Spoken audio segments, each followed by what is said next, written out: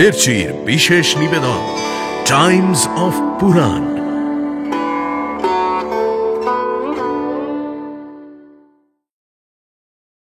গুরুজনদের হত্যা করে, আপন গুরুকে হত্যা করে, আর রাজ্য নিয়ে তোমার কি হবে যুধিষ্ঠির?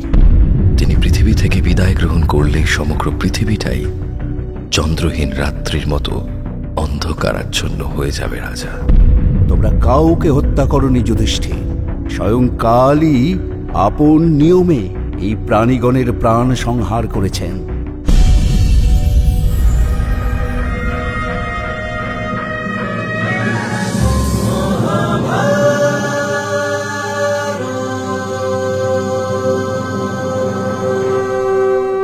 মহাভারত চিরকালের চিরনতুন।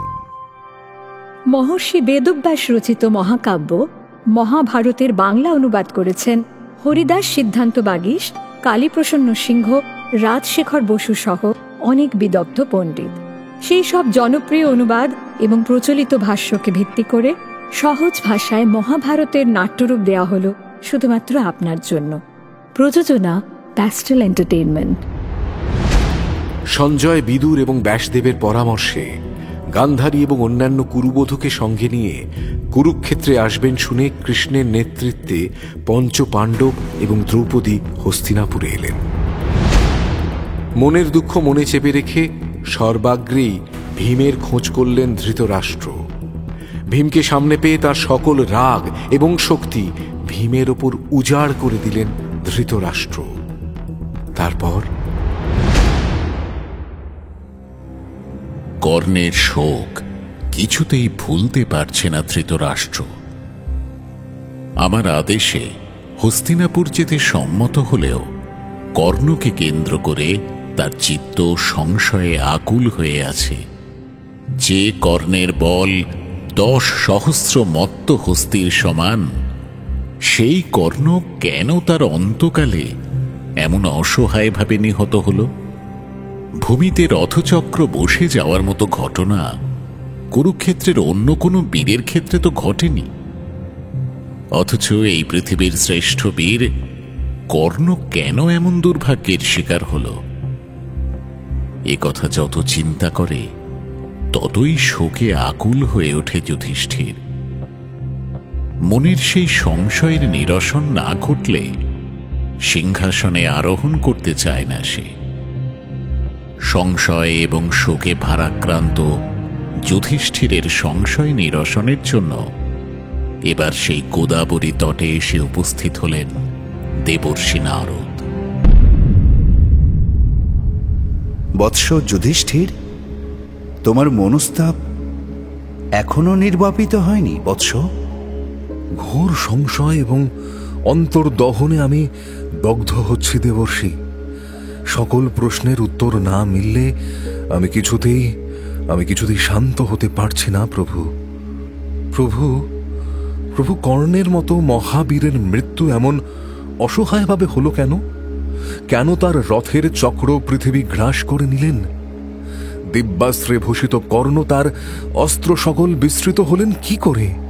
এই প্রশ্ন আমাকে প্রতিনিয়ত চিন্তাকুল করে রাখছে দেবর্ষি। বৎস যুধিষ্ঠির, কর্ণ পৃথিবী শ্রেষ্ঠ বীর হলেও দৈব দুর্বিপাকে এবং ব্রাহ্মণের অভিশাপে তার অস্ত্র বিস্মৃত হয়েছিল। সেই একই কারণে তার রথচক্র গ্রাস করে নিয়েছিলেন পৃথিবী। যুধিষ্ঠিরের অনুরোধে দেবর্ষি নারদ এবার কর্ণের শাপ বৃত্তান্ত ব্যাখ্যা করলেন। তিনি বললেন যে অর্জুনের প্রতি অসূয়াবশত গুরুদ্রোণের কাছে ব্রহ্মাস্ত্র শিক্ষা করতে চেয়েছিল কর্ণ, কিন্তু শুধুমাত্র বিদ্বেষবশত এই অস্ত্র শিক্ষা করা যায় না বলে তাকে নিবৃত্ত করেন গুরুদ্রোণ। তখন দ্রোণাচার্যের অনুমতি গ্রহণ করে অস্ত্র শিক্ষার বাসনায় মহেন্দ্র পর্বতে পরশুরামের কাছে গমন করল কর্ণ। সেখানে তারা আসল পরিচয় গোপন করে ভৃগুবংশীয় ব্রাহ্মণ কুমারের পরিচয়, তপস্যা এবং নিষ্ঠার সঙ্গে ব্রহ্মাস্ত্রের পাঠ নিতে থাকল কর্ণ।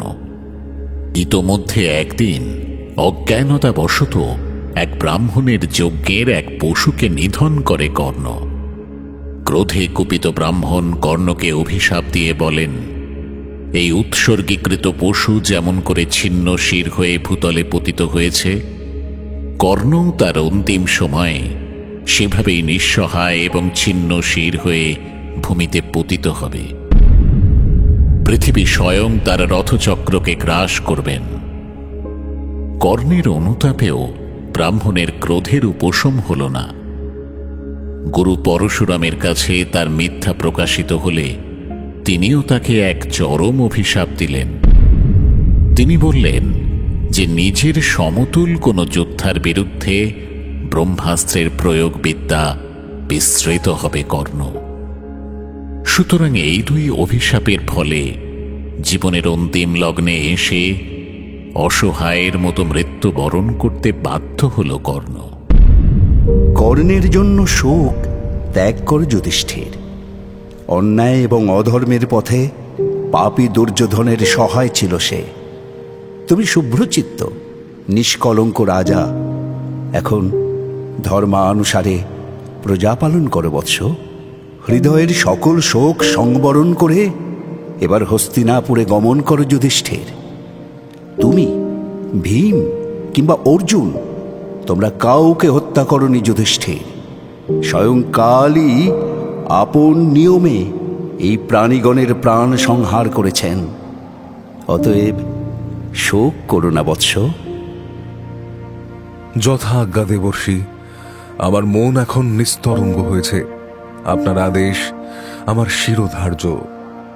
মহারাজ যুধিষ্ঠির, কুরুক্ষেত্রের এই ভয়ানক যুদ্ধে কৌরব এবং পাণ্ডব পক্ষের যে সকল রাজা নিহত হয়েছে, তোমার আত্মীয় সুহৃদগণের সঙ্গে সেই সকল রাজ্যে প্রবেশ করো। যথাযথ উত্তরাধিকারীকে সিংহাসনে অভিষিক্ত করো রাজা। এই হবে তোমার প্রথম প্রায়শ্চিত্ত। যে সকল রাজার গৃহে পুত্র কিংবা ভ্রাতা নেই, তাদের কন্যাগণকেই অভিষিক্ত করো। সকল রাজার রাজ্য নিরাপদ হলে তারপর অশ্বমেধ যজ্ঞের আয়োজন করো বৎস। ব্রাহ্মণ, ঋষিগণ এবং বাসুদেব কৃষ্ণের পরামর্শে ও সান্ত্বনায় যুধিষ্ঠিরের মনস্তাপ দূরীভূত হল। ধৃতরাষ্ট্র, গান্ধারী এবং কুন্তিকে অগ্রবর্তী করে ভ্রাতাগণ, পাঞ্চালী এবং অন্য সুহৃদবর্গের সঙ্গে এক শুভ্র রথে শুভ লগ্নে যুধিষ্ঠির এবার হস্তিনাপুরে প্রবেশ করল। অর্জুন তার মস্তকে ছত্র ধারণ করল। ভীমসেন হল সারথি। নকুল এবং সহদেব তাকে ব্যজন করতে লাগল। বিবিধ অলঙ্কারে অলঙ্কৃত হয়ে মূর্তিমান তেজের মতো সেই পঞ্চ পাণ্ডব যখন হস্তিনাপুরে প্রবেশ করল, তখন রাজ্যের সকল প্রজা বিস্ফারিত নেত্রে, বিস্ময়াকুল চিত্তে তাদের নিরীক্ষণ করতে লাগল। যুধিষ্ঠিরের রথের পশ্চাতে যুযুৎসুর রথ, আর তারও পশ্চাতে অপর এক শুভ্র রথে সাত্ত্বকীকে সঙ্গে নিয়ে কৃষ্ণ স্বয়ং চলেছেন। কৌরব স্ত্রীগণের জন্য বিভিন্ন শকট আনয়ন করা হয়েছে। সকলের পশ্চাতে রয়েছে বিদুর।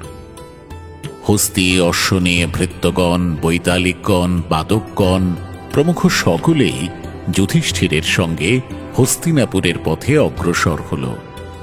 যুধিষ্ঠির হস্তিনাপুরে আসছে, এই সংবাদ বহু পূর্বেই রাষ্ট্র হয়েছিল। সুতরাং হস্তিনা নগরের অধিবাসীগণ তাদের শোক ভুলে সেই নগরীকে অতি মনোরম করে সাজিয়ে তুলেছে। শুভ্রবর্ণ পুষ্পমাল্য এবং পতাকার সাহায্যে নগরীর ভূমি, অট্টালিকা, সৌধগুলিকে অলঙ্কৃত করা হয়েছে। রাজপথগুলি থেকে ধূলি মার্জনা করে সেখানে সুন্দর সুন্দর চিত্র অঙ্কিত করা হয়েছে। স্থানে স্থানে ধূপ, দীপ, অগরুক প্রভৃতি গন্ধদ্রব্যের সুবাস ভেসে আসছে। রাজভবনটি মাল্য, পুষ্প, অগরুক, গন্ধদ্রব্য চূর্ণ ইত্যাদিতে সুসজ্জিত করা হয়েছে। নগরদ্বারে জলপূর্ণ, রজতময় স্বর্ণময় কলস স্থাপন করা হয়েছে। স্তুতিপাঠকেরা স্তুতিপাঠ করছে। এমন সময় সুহৃদগণে বেষ্টিত হয়ে রাজা যুধিষ্ঠির হস্তিনাপুরে এসে প্রবেশ করল।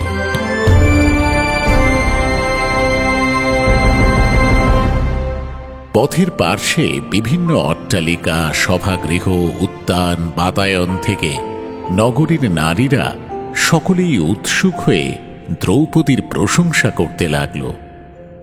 পঞ্চপাণ্ডবের প্রিয় মহিষী পতিব্রতা দ্রৌপদীর জয়গান করল তারা। যুধিষ্ঠির হস্তিনাপুরের প্রাসাদে প্রবেশ করলে অমাত্যগণ, নগরের বৃদ্ধগণ এবং জ্ঞানীগণ তাকে বেষ্টন করে দাঁড়াল। সাধারণ প্রজাগণ যে যেখান থেকে পারল যুধিষ্ঠিরকে দর্শন করতে লাগল। অমাত্যগণ অতি আনন্দিত হয়ে বলল, হে রাজশ্রেষ্ঠ, ভাগ্য বলে আপনি প্রবল পরাক্রমী শত্রুগণের বিনাশ সাধন করেছেন। অসীম ভাগ্য বলে এই কুরু বংশের সিংহাসন লাভ করেছেন আপনি। এই রাজ্য এবার আপনার ন্যায় নীতি ধর্মের হাতে সুরক্ষিত থাকবে। আমাদের প্রণাম এবং অভিবাদন গ্রহণ করুন ধর্মরাজ যুধিষ্ঠির। আপনি শত বৎসর সুখে রাজ্য শাসন করুন মহারাজ। দেবরাজ ইন্দ্র যেমন স্বর্গলোক শাসন করেন, আপনিও তেমন করে ধর্ম অনুসারে আমাদের পালন করুন রাজন। হস্তিনাপুরের প্রজা, অমাত্য এবং পার্শ্বদগণের মঙ্গল বাক্যে অভিহিত হয়ে ব্রাহ্মণ পুরোহিতগণের সঙ্গে যুধিষ্ঠির এবার বিভিন্ন দেব মন্দিরে প্রবেশ করে বিগ্রহগণের যথাবিধি পূজার্চনা করল। চতুর্দিকে মঙ্গল শঙ্খ, দুন্ধুবি এবং অসংখ্য বাদ্য সকল বাজতে শুরু করল। প্রজাদের মুখে মুখে জয়ধ্বনি উঠল। ব্রাহ্মণ পূজারীগণ, ক্ষত্রিয় সুহৃদগণ এবং সকল স্তরের প্রজাগণ একযোগে যুধিষ্ঠিরের মাথায় পুষ্পবৃষ্টি করতে লাগল। কিন্তু তাদের অন্তরালে এক কৃতজ্ঞ শত্রুও যে প্রচ্ছন্ন হয়েছিল সে কথা জানতে পারেনি যুধিষ্ঠির। হস্তিনাপুরে দুর্যোধনের এক প্রিয় সখা ছিল। আদতে সে এক রাক্ষস, তার নাম চারবাক। দুর্যোধনের মৃত্যুর সংবাদ শুনে পাণ্ডবগণের ওপর প্রতিশোধ গ্রহণের সুযোগ খুঁজছিল সে। এবার তারা সদল বলে হস্তিনাপুরে প্রবেশ করার সঙ্গে সঙ্গেই আপন উদ্দেশ্য সাধনের জন্য তৎপর হয়ে উঠল চারবাক।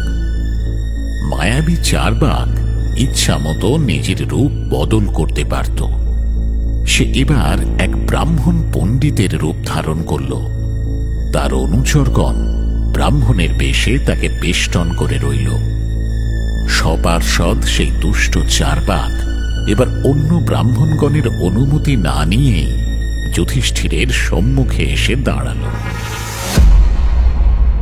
রাজা যুধিষ্ঠির, তোমাকে আমি কিছু বলতে ইচ্ছা করি। প্রণাম বিপ্রবর। আপনার কি সেবা করতে পারি আমি? আদেশ করুন বিপ্রবর। যে ব্রাহ্মণগণ আমাকে বেষ্টন করে রয়েছেন তাদের দেখতে পাচ্ছ তো রাজা? তারা সকলেই তোমাকে বলতে চাইছেন যে তুমি জ্ঞাতি হত্যাকারী, তুমি অত্যন্ত ঘৃণ্য। তোমাকে তারা ধিক্কার জানাচ্ছেন। জ্ঞাতি হত্যা করে, গুরুজনদের হত্যা করে, আপন গুরুকে হত্যা করে আর রাজ্য নিয়ে তোমার কি হবে যুধিষ্ঠির? এখন রাজ্য নয়, তোমার মৃত্যুই কাম্য। এই ব্রাহ্মণগণ তোমাকে রাজা বলে স্বীকার করেন না। ব্রাহ্মণরূপী চারবাকের এই ধিক্কার শুনে লজ্জায় অধবদন হয়ে রইল যুধিষ্ঠির। তার হৃদয় বিষণ্ণ এবং ভারাক্রান্ত হয়ে উঠল। কিন্তু এই দুষ্ট ব্রাহ্মণের কথা শুনে সেখানে উপস্থিত অন্য ব্রাহ্মণগণের মধ্যে যার পর নাই ক্রোধের সঞ্চার হল। তারা সমস্বরে এবার চারবাকের নিন্দা করতে লাগল। আপনি কে? কি আপনার পরিচয়? আপনাকে তো কখনো এই নগরের কোনো উৎসবে কিংবা দেবস্থানে দেখিনি। আপনি কোনো শত্রু রাজার দূত নন তো? রাজা যুধিষ্ঠির কোনো অন্যায় করেননি। তিনি ক্ষত্র ধর্ম অনুসারেই যুদ্ধ করেছেন, পাপীগণের বিনাশ ঘটিয়েছেন তিনি। অধর্মের নাশ করে ধর্ম প্রতিষ্ঠা করেছেন। তিনি কোনো অন্যায় করেননি। যুদ্ধক্ষেত্রে নিহত ক্ষত্রিয়গণ স্বর্গলোক প্রাপ্ত হয়, সে কথা আপনি জানেন না ব্রাহ্মণ? সুতরাং নিহত কৌরবগণ বিনষ্ট হননি, তাদের নিয়তি তাদের স্বর্গে নিয়ে গেছে। এতে যুধিষ্ঠিরের অপরাধ কোথায়? ব্রাহ্মণগণ, আমি করজোরে অনুরোধ করছি, আপনারা নিজেদের মধ্যে বিবাদ করবেন না। আপনারা সকলে আমার প্রতি প্রসন্ন হন।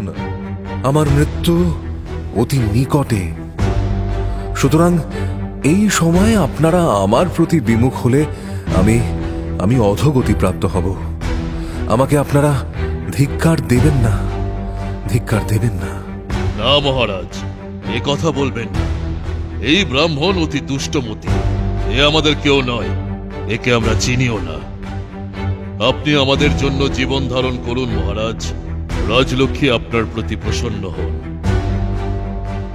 যুধিষ্ঠিরকে আশ্বস্ত করে শুদ্ধ চিত্ত তপস্বী ব্রাহ্মণগণ এবার ধ্যান পরায়ণ হলেন।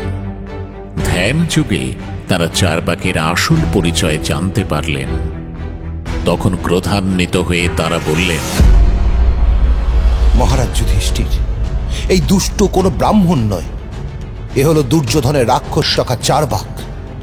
দুর্যোধনের হিত সাধন করতে এখন পরিব্রাজক ব্রাহ্মণের রূপ ধারণ করে আপনার কাছে এসেছে মহারাজ। এর অমঙ্গল হবে, আপনি বিষণ্ণ হবেন না। ভাতৃগণের সঙ্গে আপনি সুখে রাজ্য শাসন করুন। তবে রে দুষ্ট রাক্ষস, তুই ব্রাহ্মণের বেশ ধরে ব্রহ্মচর্যের অপমান করলি, তোর এই পাপের কোনো ক্ষমা হয় না। তোকে এই মুহূর্তেই আমরা দণ্ড দেব। আমাদের তপস্যাজাত অগ্নিতে তুই আর তোর এই পাপিষ্ঠ পার্ষদগণ বিনষ্ট হয়ে যা। এই মুহূর্তে তোদের মৃত্যু হোক। ব্রাহ্মণগণের সম্মিলিত ক্রোধপন্নী এবং মিলিত হুঙ্কারে অন্য রাক্ষসগণের সঙ্গে সেই দুষ্ট চারবাকের দেহখানা ঝলসে গেল। ভয়ানক চিৎকার করে নিহত হল তারা। ব্রাহ্মণগণের সম্মুখে এবার প্রণত হল যুধিষ্ঠির। সেই বেদজ্ঞ ব্রাহ্মণগণ যুধিষ্ঠিরকে সর্বান্তকরণে আশীর্বাদ করে প্রস্থান করলেন। হস্তিনাপুর প্রাসাদে এবার আনন্দ লহরী প্রবাহিত হতে লাগল। কিন্তু সেই নিহত রাক্ষস সম্পর্কে যুধিষ্ঠিরের মন থেকে প্রশ্নের নিরসন ঘটল না। এই রাক্ষসের এত স্পর্ধা হলো কি করে কৃষ্ণ? এই রাক্ষস আসলে কে? মহারাজ, এই চারবাক রাক্ষস সেই সত্য যুগে বদরিকাশ্রমে বহু বৎসর যাবৎ তপস্যা করেছিল। তপস্যায় তুষ্ট হয়ে ব্রহ্মা তাকে বর দিয়েছিলেন যে ক্রুদ্ধ অভিমানী ব্রাহ্মণ ব্যতীত অন্য কেউই তাকে ভীতি উৎপন্ন করতে পারবে না। সেই বরে অভয় লাভ করে দেবগণের বহু ক্ষতি করেছিল এই পাপাচারী রাক্ষস। দেবগণ তখন ব্রহ্মা শরণাপন্ন হলে তিনি সান্ত্বনা দিয়ে জানালেন যে দুর্যোধনের সখা হয়ে এই পাপী হস্তিনাপুরে ব্রাহ্মণগণের ক্রোধে বিনষ্ট হবে। এবার ঠিক সেই ঘটনাই ঘটেছে মহারাজ। আপনি এবার নির্ভয় হন, এখন সকল বিপদ বিনষ্ট হয়েছে। আপনার অভিষেকের সময় সমাগত। কৃষ্ণ এবং সাত্যকী এবার যুধিষ্ঠিরকে সঙ্গে নিয়ে এক স্বর্ণময় পীঠ অভিমুখে অগ্রসর হলেন। সেই স্বর্ণ সিংহাসনে উপবেশন করল যুধিষ্ঠির। তার দুপাশের দুই সিংহাসনে অর্জুন এবং ভীমসেন উপবিষ্ট হল। নকুল এবং সহদেবকে দুপাশে নিয়ে এক গজদন্তময় শুভ্র সিংহাসনে আসীন হল কুন্তী। দুর্যোধনের পুরোহিত সুধর্মা, যুধিষ্ঠিরের পুরোহিত ধৌম্য, ধৃতরাষ্ট্র, বিদুর, গান্ধারী, যুযুৎসু প্রমুখ কুরু প্রধানগণ পৃথক পৃথক আসনে উপবিষ্ট হল। সেই স্বর্ণ সিংহাসনে উপবিষ্ট থেকেই যুধিষ্ঠির শ্বেত পুষ্প, স্বস্তিক, তীর্থ মৃত্তিকা, স্বর্ণ, রৌপ্য ও মণি স্পর্শ করল। পুরোহিত ধৌম্যকে অগ্রবর্তী করে পুরবাসীগণ দধি, দূর্বা, সিন্দুর প্রভৃতি নানা ধরনের মাঙ্গলিক দ্রব্য সঙ্গে নিয়ে সেই স্থানে এসে উপস্থিত হল। জলপূর্ণ কুম্ভ, খই, কুশ, পুষ্প, দুগ্ধ, অশ্বত্থ ও পলাশের সমেত মধু, ঘৃত এবং শঙ্খ নিয়ে আসা হল। এবার কৃষ্ণের অনুমতিক্রমে পুরোহিত ধৌম যুধিষ্ঠির এবং পাঞ্চালীকে ব্যাঘ্র চর্মে আবৃত এক স্বর্ণ আসনে উপবেশন করিয়ে হোম শুরু করলেন। হোমাগ্নির পবিত্র শিখা যুধিষ্ঠির এবং পাঞ্চালীর মস্তক স্পর্শ করলে মন্ত্রোচ্চারণ সমাপ্ত করে বাসুদেব কৃষ্ণকে আহ্বান করলেন পুরোহিত ধৌম। কৃষ্ণ তার পাঞ্চজন্য শঙ্খের জল দিয়ে যুধিষ্ঠিরের অভিষেক ক্রিয়া সম্পন্ন করলেন। প্রাসাদের সর্বত্র এবার অসংখ্য মঙ্গল শঙ্খ ধ্বনিত হতে লাগল। ধৃতরাষ্ট্র সহ কুরু জ্ঞাতিগণ, ব্রাহ্মণ এবং সকল পূর্ববাসীও মন্ত্রপুত পবিত্র জল দ্বারা রাজা যুধিষ্ঠিরের অভিষেক ক্রিয়া সম্পন্ন করল। ব্রাহ্মণ এবং ঋষিগণকে প্রচুর দক্ষিণা দান করল যুধিষ্ঠির।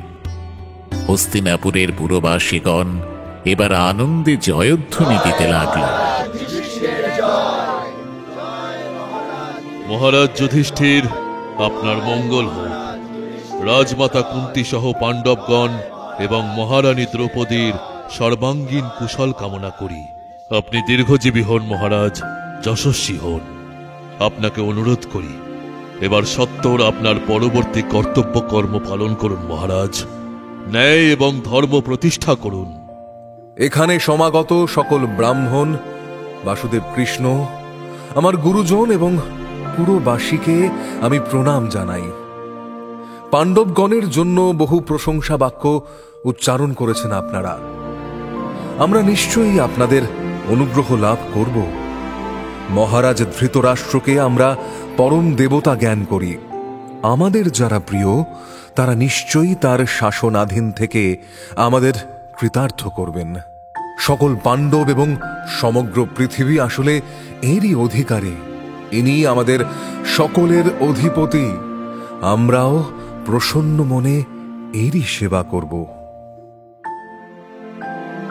ধৃতরাষ্ট্রকে প্রণাম করে যুধিষ্ঠির এবার ভীমসেনকে যুবরাজ পদে অভিষিক্ত করল।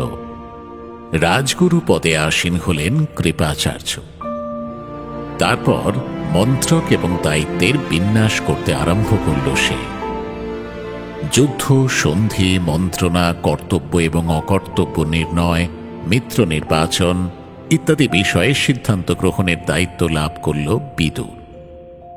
আয় ও ব্যয়ের তত্ত্বাবধান, কর্তব্য কর্মের হিসাব ইত্যাদি গুরুত্বপূর্ণ দায়িত্বের ভার সে সঞ্জয়কে প্রদান করল। সৈন্যদের সংখ্যা, বেতন, খাদ্য এবং তাদের কার্যের তত্ত্বাবধানের দায়িত্ব লাভ করল নকুল। বিপক্ষ রাজ্যের অবরোধ এবং দুষ্টের শাস্তি বিষয়ক ইতিকর্তব্যের দায়িত্ব গেল অর্জুনের হাতে। রাজ্যের সকল পূজার্চনা, ব্রাহ্মণ বিদায়, হোম, যজ্ঞ ইত্যাদি বিষয়ের দায়িত্ব পেলেন পুরোহিত ধৌম। সহদেবকে সর্বদা তার কাছে থেকে তাকে রক্ষা করার আদেশ দান করল যুধিষ্ঠির। যুযুৎসুকেও যথোপযুক্ত সম্মান দান করে তাকেও গুরুত্বপূর্ণ পদে নিযুক্ত করল যুধিষ্ঠির। এবার বিদুর, সঞ্জয় এবং যুযুৎসুকে সে বলল, প্রধানমন্ত্রী বিদুর, মহারাজ ধৃতরাষ্ট্রের কখন কি প্রয়োজন সে ব্যাপারে সর্বদা দৃষ্টি রাখার জন্য আপনাকে, সঞ্জয়কে এবং যুযুৎসুকে আমি অনুরোধ করছি। বৃদ্ধ মহারাজের কোনো অযত্ন যেন না হয়। আপনি যেমন আদেশ দিচ্ছেন আমরা ঠিক সেভাবেই বৃদ্ধ রাজার যত্ন করব ধর্মরাজ যুধিষ্ঠির। আপনি নিশ্চিন্ত হন। রাজ দায়িত্ব গ্রহণ করে যুধিষ্ঠির এবার নিহত পুত্র, পৌত্র, জ্ঞাতি, ভ্রাতা এবং সুহৃদগণের শ্রাদ্ধ সম্পন্ন করল। মৃত বীরগণের স্মৃতির উদ্দেশ্যে জলসত্র, সভ্য ভবন, জলাশয় নির্মাণ করাল। ব্রাহ্মণ এবং আতুর অসহায়গণকে প্রচুর ধনরত্ন, গাভী, অর্থ, বস্ত্র ইত্যাদি দান করে ঋণমুক্ত হল সে। যে সকল নারী এই ভয়ানক যুদ্ধে নিঃসহায় হয়েছে তাদের ভরণ পোষণের দায়িত্ব সে স্বয়ং গ্রহণ করল। প্রতিবন্ধী প্রজাগণকে গৃহ, আচ্ছাদন, খাদ্য প্রভৃতি দান করে ধর্ম এবং ন্যায় অনুসারে প্রজা পালন শুরু করল যুধিষ্ঠির। ধৃতরাষ্ট্রের অনুমতিক্রমে যুধিষ্ঠির এবার দুর্যোধনের গৃহটি ভীমসেনকে, দুঃশাসনের গৃহ অর্জুনকে, দুর্মর্শনের গৃহখানি নকুলকে এবং দুর্মুখের গৃহখানি সহদেবকে দান করল। কৃষ্ণ এবং সাত্তকীকে সঙ্গে নিয়ে আপন ভবনে প্রবেশ করল অর্জুন। রাজপদে অভিষিক্ত হওয়ার পরদিবস প্রভাতে অর্জুনের গৃহে এসে কৃষ্ণকে অভিবাদন জানাল যুধিষ্ঠির। কৃষ্ণ তখন এক বৃহৎ পালঙ্কে উপবিষ্ট ছিলেন। পরনে তার পীত বস্ত্র, দিব্য আভরণে ভূষিত তিনি, বক্ষে এক বিরাট কৌস্তুভমণি। স্থির হয়ে বসে আছেন কৃষ্ণ। তাকে অভিবাদন জানিয়ে যুধিষ্ঠির বলল, হে জগন্নিবাস গোবিন্দ, দেব দেব মধুসূদন, এই রাজ্যে তুমি সুখী হয়েছ তো কৃষ্ণ? তোমার সুখে রাত্রি গত হয়েছে তো? এ রাজ্যে আর কোনো অধর্ম নেই তো? কেশব, তোমার স্পন্দন প্রকাশিত হচ্ছে না কেন? এমন কাষ্ঠবৎ আমাকে নিরুদ্ধ করে স্থির হয়ে কিসের ধ্যান করছো কৃষ্ণ? সব কুশল আছে তো মাধব? জগতে সব মঙ্গলময় আছে তো? চিন্তায় আমার চিত্ত কাতর হয়েছে মাধব। সমগ্র চরাচর এখন কুশলে আছে মহারাজ, ভাবিত হবেন না। তাহলে তোমার এই গভীর ধ্যানের হেতু কি কেশব? আমি যদি যোগ্য হই তাহলে সে কথা আমাকে শোনাও হরি। আমার সংশয় তুমি ভঞ্জন করো। মহারাজ যুধিষ্ঠির, কুরুক্ষেত্রের সরসজ্জায় শায়িত মহাত্মা ভীষ্মের প্রাণ ক্রমে প্রদীপের ন্যায় নির্বাপিত হয়ে আসছে। সেই অবস্থাতেই তিনি অনন্য মনে আমাকে ধ্যান করছেন। আমার মনও তাই স্বভাবতই তার কাছেই উপস্থিত হয়েছিল। পুরুষশ্রেষ্ঠ ভীষ্মের স্বর্গারোহণের ক্ষণ ক্রমেই নিকটবর্তী হয়ে আসছে। তিনি পৃথিবী থেকে বিদায় গ্রহণ করলে সমগ্র পৃথিবীটাই চন্দ্রহীন রাত্রির মতো অন্ধকারাচ্ছন্ন হয়ে যাবে রাজা। পিতামহ আমাদের ত্যাগ করে স্বর্গে গমন করবেন, তখন আমাদের কি হবে কেশব? আপদে বিপদে, সুখে সম্পদে আমাদের ইতি কর্তব্যকে নির্ধারণ করে দেবেন? কে আমাদের পথ দেখাবেন? আমরা কার মুখাপেক্ষী হয়ে থাকব কৃষ্ণ? সেই শৈশব কাল থেকে যিনি আপন সন্তান জ্ঞানে আমাদের রক্ষা করেছেন, পালন করেছেন, শিক্ষা দান করেছেন, নিঃসংশয় করেছেন, আমাদের সকল বিপর্যয় থেকে উদ্ধার করেছেন, সেই পিতামহ আমাদের ত্যাগ করে চলে গেলে আমাদের আশ্রয় দান করবেন কে কৃষ্ণ? মহারাজ কুরুক্ষেত্র অভিমুখে গমন করুন। প্রবল তেজা, মহাপরাক্রমশালী, প্রজ্ঞাচক্ষু, দিব্যদর্শী ভীষ্মের কাছে উপস্থিত হয়ে তাকে প্রসন্ন করুন। তারপর আপনার মনে যা যা সংশয় আছে সেই সকল সংশয়ের নিরসন করুন। আপনার ইতি কর্তব্য, দায়িত্ব, জীবনবোধ, জীবন দর্শন, বর্তমান, আগামী ইত্যাদি সকল বিষয়ে আপনার জিজ্ঞাসার উত্তর একমাত্র মহাত্মা ভীষ্মের কাছে আছে। তিনি ভিন্ন কেউই আপনার সংশয় ভঞ্জন করতে সমর্থ হবেন না। তিনি মূর্তিমান শাস্ত্র, মূর্তিমান রাজধর্ম, রাজনীতি, যুদ্ধনীতি, শাস্ত্রনীতি, রণনীতি ইত্যাদি সকল নীতির জ্ঞান তার কাছে আছে। তার অস্তাচলে গমনের সঙ্গে সঙ্গে পৃথিবী থেকে সকল সূক্ষ্ম নীতি জ্ঞান তিরোহিত হবে। এ কারণেই আমি আপনাকে তার কাছে প্রেরণ করছি। হে কৃষ্ণ, তুমি ত্রিভুবনের কর্তা, তুমি সর্বজ্ঞ। মহাত্মা ভীষ্ম সম্পর্কে যে সকল কথা তুমি বলেছ সে সবই সত্য। আমি তার কাছ থেকে সকল জ্ঞান আরোহণ করে আনব। সূর্যদেব উত্তরায়ণে গমন করলেই তিনি প্রাণ ত্যাগ করবেন। অতএব তোমাকে অগ্রবর্তী করে আমি এখনই তার কাছে, তার চরণ প্রান্তে উপনীত হতে চাই কৃষ্ণ। তিনি তোমাকে দর্শন করে সুখী হবেন। তুমি স্বয়ং পরমাত্মা, লোকান্তরে গমনের পূর্বে তোমার দর্শন লাভ করতে পারলে তার আজীবনের তপস্যা পূর্ণ হবে কেশব। আমি নিজেও মহাত্মা ভীষ্মের দর্শনের প্রত্যাশী হয়ে আছি মহারাজ। তাহলে আর বিলম্ব করা অনুচিত। দারুক আমার রথ প্রস্তুত করুক, আমরা এখনই যাত্রা করব। সেই সময় দক্ষিণায়ন শেষ হয়ে উত্তরায়ণ আরম্ভ হয়েছে। বিদায়ের লগ্ন এবার ত্বরান্বিত হচ্ছে। বানবিদ্ধ সেই বীরের শয্যায় শয়ন করে মহাত্মা ভীষ্ম এবার ধীরে ধীরে আত্মস্থ হতে শুরু করেছেন। একাগ্র চিত্তে তার আপন আত্মাকে পরমাত্মায় লীন করে অনন্য মনে কৃষ্ণের চিন্তা করছেন তিনি।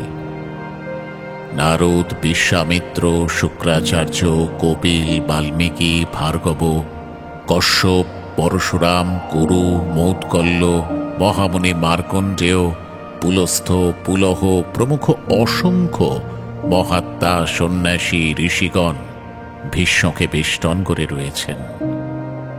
অন্য ব্রাহ্মণগণও রয়েছেন সেখানে, কিন্তু ভীষ্ম এখন এই কনিষ্ঠ। অন্য কারোর প্রতি তাঁর দৃষ্টি নেই। চিত্ত একেবারে স্থির, প্রশান্ত। কারো কোনো বাক্যই তার কর্ণকুহরে প্রবেশ করছে না। অনন্য একাগ্রতায় কৃষ্ণে লীন হয়ে আছেন তিনি। মনে মনে কৃষ্ণের ধ্যান করছেন। হৃদয় নিঃসৃত শব্দ দ্বারা কৃষ্ণের স্তব করছেন তিনি।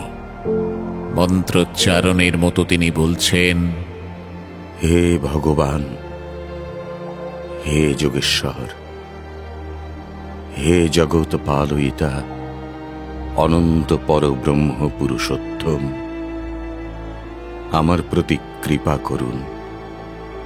আমি যেন আমার অন্তকালে তৎ তমসি বাক্যের তৎ শব্দ উচ্চারণ করে বৈকুণ্ঠের সেই আদি পুরুষকে লাভ করতে পারি। দেব, ঋষি, মুনি, সাধক কেউই আপনাকে জানতে সমর্থ হন না ভগবান। আপনি নিজেই নিজের মহিমায় নিজেকে জানেন। ধর্ম যেমন বেদকে আশ্রয় করে থাকে, জলচর পক্ষীগণ যেমন জলকে আশ্রয় করে থাকে, জীবাত্মা যেমন মনুষ্য দেহকে আশ্রয় করে থাকে, তেমনি সর্বভূত আপনাকে আশ্রয় করে থাকে ভগবান। আমাকেও আশ্রয় দানে ধন্য করুন প্রভু, যিনি ইন্দ্র ও বায়ুর কর্ম, অগ্নি ও সূর্যের তেজ, মন ও ইন্দ্রিয়ের বিষয় অতিক্রম করেছেন। সেই লোকনাথ পরব্রহ্মের শরণ নিলাম আমি। মহামতি বিশ্ব, আপনার সর্বাঙ্গীন মঙ্গল তো? আপনি নিঃশঙ্ক চিত্তে অবস্থান করছেন তো মহাত্মা? গঙ্গা পুত্র ভীষ্মের প্রণাম গ্রহণ করুন পরমেশ্বর। সূর্যদেবের উত্তরায়ণের সঙ্গে সঙ্গে আপনার দর্শন লাভ আমার সৌভাগ্যের সঞ্চার করল। আপনি অহেতুক কৃপা সিন্ধু, তাই এই অন্তিম লগ্নে আমাকে ত্রাণ করতে আপনি স্বয়ং এসেছেন। কৃষ্ণ এবং যুধিষ্ঠিরের সঙ্গে 4 পাণ্ডবও মহাত্মা ভীষ্মকে দর্শন করতে কুরুক্ষেত্রের অঘোপতি নদীর তীরে উপস্থিত হয়ে দেখল মহাধামগণ তাকে বেষ্টন করে রয়েছেন। আর তিনি অত শান্ত, প্রসন্ন এবং প্রশান্ত মুখে, মুদ্রিত চক্ষু হয়ে একাগ্র চিত্তে যেন ধ্যানে আবিষ্ট হয়ে রয়েছেন। কৃপাচার্য, যুযুৎসু, সঞ্জয় প্রমুখ অন্য কুরু বীরগণও ভীষ্মের সরসজ্জার পার্শ্বে এসে দাঁড়াল। তাদের সকলের সম্মুখে দাঁড়িয়ে আছেন কৃষ্ণ স্বয়ং। করজোড়ে ভীষ্মকে অভিবাদন এবং প্রণাম জানিয়ে কৃষ্ণ বললেন, পুরুষ শ্রেষ্ঠ ভীষ্ম, আপনার মতো জিতেন্দ্রীয় পুরুষ এই জগতে বিরল। আপনি ভিন্নই পৃথিবীর অপর কোনো মানুষ মৃত্যুকে রোধ করে এভাবে সরসজ্জায় শয়ন করে থাকতে সক্ষম হননি। হে মহাত্মা, আপনি সূক্ষ্ম ধর্ম, তত্ত্ব, নীতি ইত্যাদি সবই জানেন। আপনার সঙ্গে সঙ্গে সেই সকল অতি গুপ্ত এবং পবিত্র শিক্ষা এই পৃথিবী থেকে চিরকালের মতো বিদায় নেবে। কিন্তু তার আগে মহারাজা যুধিষ্ঠিরকে আপনার সেই অধীত জ্ঞান দান করুন মহামতি। হে কৃষ্ণ, হে নারায়ণ, যেখানে আপনি স্বয়ং বর্তমান সেখানে আমি কি বা বলতে পারি প্রভু? সকল জ্ঞানের আধার এবং উৎস আপনি স্বয়ং। দুর্বলতার জন্য আমার বাক শক্তি ক্ষীণ হয়েছে, পার্থিব বোধ লুপ্ত হয়েছে। শুধুমাত্র আপনার প্রভাবেই আমি জীবিত রয়েছি ভগবান।